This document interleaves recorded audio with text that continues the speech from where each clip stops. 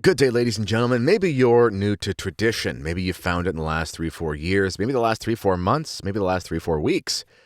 And you're thinking to yourself, man, oh man, there's a lot of things I wish that I knew. We're going to discuss what newcomers to tradition should be mindful of.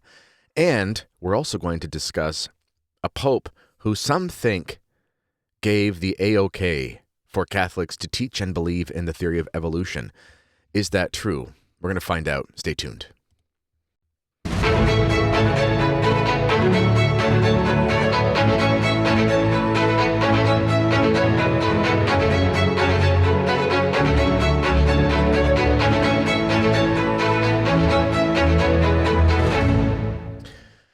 As I said, we're going to discuss those two topics. They stem from the Substack chat that is for premium subscribers. And you can find the link for that underneath this video if you're seeing the free preview. We're going to answer the first part of the question, or the first part of this episode will be an answer or discussion of the first question concerning what should newcomers to tradition have to think about, and the second question about whether or not this Pope okayed or taught evolution as true will be discussed after the break. And before we begin here, I would also like to just remind everyone that I would like to extend an invitation to come with me to the Holy Land. We're going to all the beautiful places in the Holy Land. We're going to walk through the footsteps of, or in the footsteps of Christ and the apostles and the Virgin Mary and all these things. And you can find a link for that trip underneath. It's a once-in-a-lifetime pilgrimage with a priest of the SSPX as the chaplain, and it's taking place later in the year this September. Hope to see you there. All right, so someone in the Substack chat, they asked a question, and part of the question was, I'm new to tradition, what are some things you'd recommend or advise, etc.? So I've thought about a few things, and I'm going to say them in no particular order, but just things that I would like to have a discussion about. Number one, you need to remember that tradition is not a fad or a phase or a movement. It's just the Catholic faith. We, in this day and age where things have been so denigrated because of, all the revolutionary things that have taken place, you know them because you're living through it, so much has been lost. And therefore, to discover or rediscover so much of the patrimony that is ours as Catholics, it almost takes on the form of something like a movement. And that's natural because that's what happens in life when we discover something and we want to promote that thing and so forth. It kind of gets this movement tendency to it. But Archbishop Lefebvre was always clear, and it's important to remember him and discuss him because he is kind of the, he is the godfather, so to speak, of what we would loosely call the traditional movement. But he rejected the idea that he was the leader of a movement because in reality he wasn't. What has happened since the council is the movement away from Catholicity. Tradition is the remnant. It is the it's the fortification of what Catholics have as their birthright and are not going to let it go. So that's number one, is to have this mentality. It's not, I'm entering into this thing where it's something that I'm now taking on as this, force to be reckoned with, like a movement. Rather, it's, I'm just being a Catholic. And the mentality makes all the difference because whenever we enter into movements, whether they're good or bad, it's easy to adopt some sort of kind of like tunnel vision. So, it's like someone latches on to a food movement. Someone latches on to an exercise movement. Somebody latches on to a movement in self-help or, financial advice movement or whatever. And all these things can be good or bad for various reasons, or a bit of both usually. And then there are created sort of these unnecessary conflicts between persons. And the person who is attached to that movement in that particular way can become blind to the faults of it. While I would never say there's a fault with traditional Catholicism as it is the, establishment or reestablishment of perennial Catholic faith and practice and custom, when we as fallible human beings look at it like a movement, then we can sort of bring our own prejudices and biases and so forth into it. And it's like, well, are you a real trad? If you, don't do this many novenas, or If you really want to be a trad, you need to go to the pre-55 Holy Week because otherwise you're just going to be a modernist. Or, if you want to be modest, does the dress have to be below the shin, or is it like 2 inches below the knee? Like, what does the blog YouTube guys say about that? I'm a part of the traditional movement. I'm being a little bit facetious here, but it's just that can happen in this day of movements and activism and stuff. So I would just say keep that in mind. If you keep that sort of mentality in mind, then I think everything else that I want to discuss kind of falls into place. The next thing I'll say, which is kind of a jump off from there, is discovering or rediscovering Catholic tradition is like drinking from a fire hose. There's so much. And because we're rediscovering things or discovering them for the first time, and because it's all in some ways very foreign, and what I mean by that is so much of it we've never experienced. When you're coming from the Novus Ordo, like I grew up lukewarm, lapsed Catholic kind of upbringing, no tradition at all. I discover a tradition and it's amazing. And the liturgical, the doctrinal, and so forth. But then you realize there's all this other stuff. And that's kind of part of that movement thing I was talking about. And it's everything from conspiracy, which a lot of it's true, to the writings of mystics. Our traditional Catholics, are they supposed to read Blessed Anne Catherine Emmerich? Do they need to read every book about Fatima? Is it really the fourth secret thing or the third secret plus one? Or, was it really revealed? It's like, I really need to know this. And it's like, all those things are super important in their own place. But there's always a temptation to fall into something like a distraction or like a side issue in tradition that can take you away from the point of it, which is to just be holy.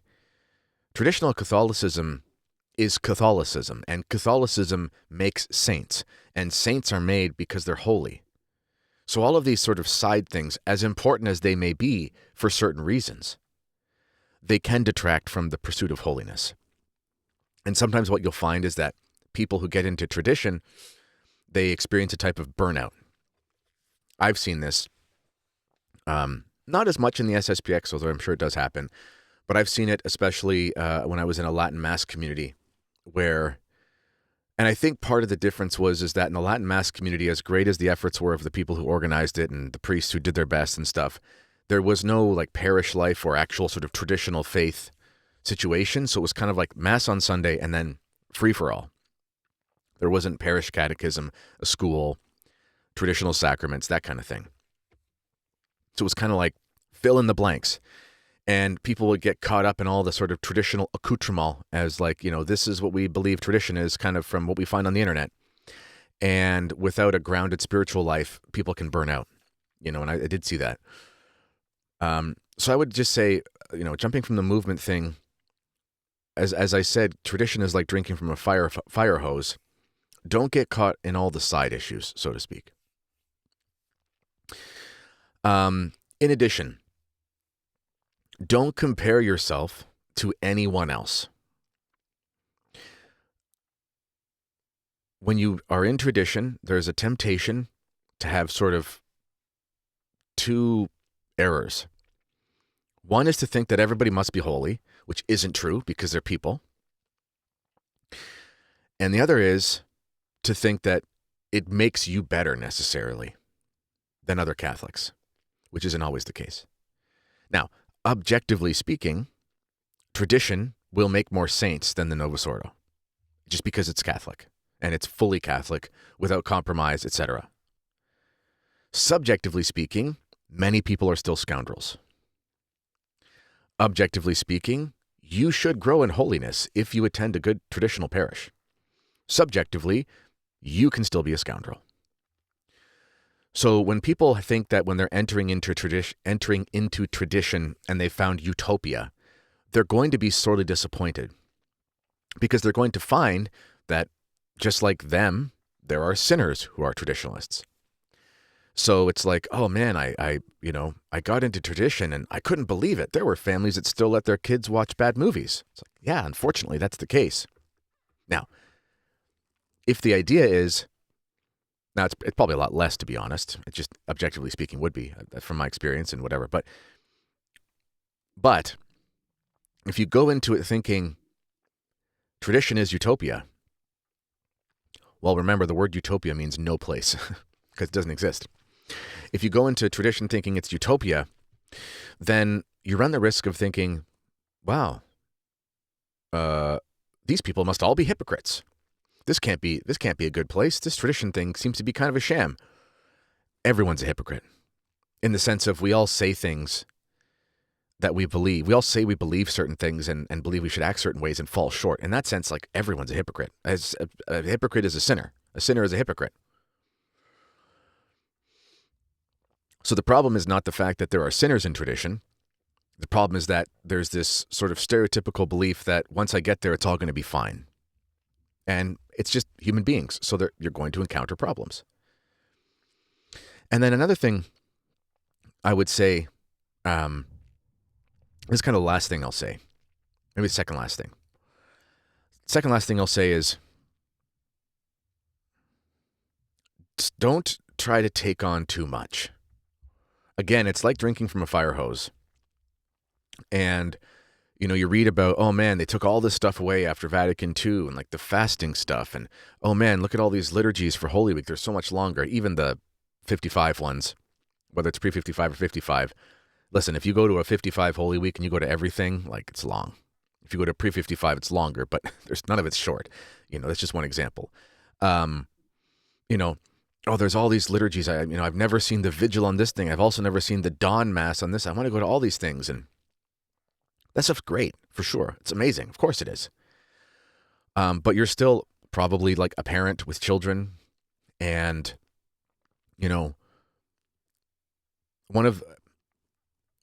you have to live your life in a way that's manageable and sustainable. And if you think to yourself, oh man, I've discovered tradition, I need to do everything all the time, you'll burn out. Because Catholics don't do that historically. There's a reason why in Holy Week, Easter is an obligation, but the other ones aren't. It's not to say it's not good to go, but they're not obligations. If you were obliged, you would have to go. And it's not been the case that you have to go for a really long time, if ever, for some of them. The fasting has changed, and it's like, wow, I want to recapture the old fasting. Guess what? You're not going to be able to, unless you have extremely strong will, or one of those people who naturally just has like an aversion to ever wanting to eat delicious food, which I've never understood. It's kind of like if you don't grow up on a farm and you're 30 years old and you say, I'm going to go be a farmer, you might be able to. But if you haven't been getting up at 3 a.m. to milk cows since you were 12 or 10, it's going to be really hard for you to be able to do that. It's just going to be a matter of like, there's muscles, like a mental muscle and a routine and sleeping habits you just don't have. And you have to accept that about yourself. And that's an act of humility. If you've just grown up as a regular North American, I get it. I love all these YouTube guys out there saying, try more fasting stuff. Certainly try to be more challenged fasting. But if you think like, I'm just going to, and I'm saying this from experience because I've failed in these sorts of things. I'm going to fast like before they ruined it by letting people have broth during Lent. I'm going to be super hardcore. Meat broth, I'm going to go full vegan and like not eat till 3. Good luck. If you have kids, you're going to become a jerk. You're going to be in a terrible mood. You're going to have hormonal problems. You're just not going to do that well because you can't, because you haven't grown up that way. You're not as robust as your ancestors. It's a kind of and again, it's an act of humility to admit that you're not all that. So don't try to take too many things on when you come to tradition that you're just not required to. You just aren't required to. There's no law of the church that says you should. There hasn't been, even before the mass change and stuff like that. Things relaxed. You can say that was bad and say, oh, they shouldn't have. Fair enough. But guess what? You can't just jump into that without great peril if you're not careful, especially if you have children. And the last thing I'll say, this is more of an advice for married couples that enter tradition.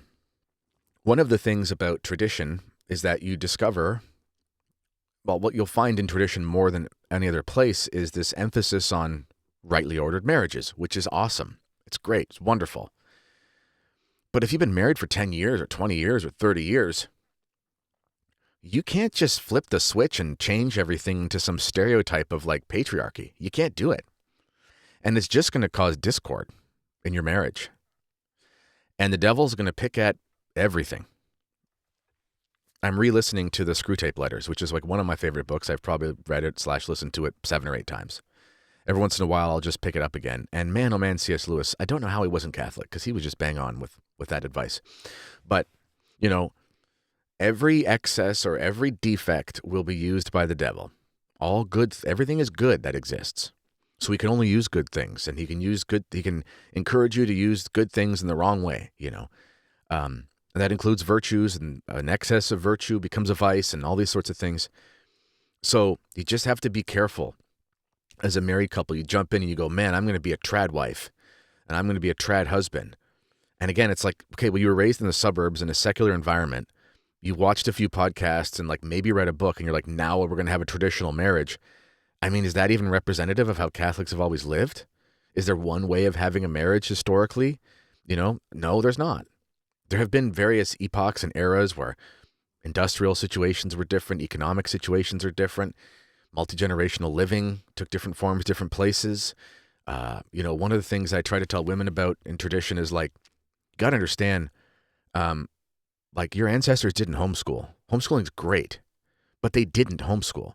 Back in the day when people had homesteads, the kids couldn't read, and the moms couldn't read, and usually the dads couldn't read because they didn't go to school. And if they did learn to read, it's because a teacher taught them, or a priest or a nun. Maybe a wise old person somehow in the village or something. But they didn't homeschool is the point. You just can't. So if you try to do all the trad things because you associate like traditional Catholicism with traditional lifestyle, and it's like, we need to do all these things, and the schools are bad, and we got to change our marriage and all these things, it's going to burn out. So just don't take on too much in all aspects. Just live the faith. Pray your rosary. Go to traditional mass. Read good books. Dress modestly. You know, but remember, fashions have changed, so you don't have to go to the Amish store to pick up the bonnet and the thing. It's just not how you dress nowadays. It's not the 1800s anymore. That's how they all dressed in the 1800s, and they just stopped changing, but we don't dress like that anymore.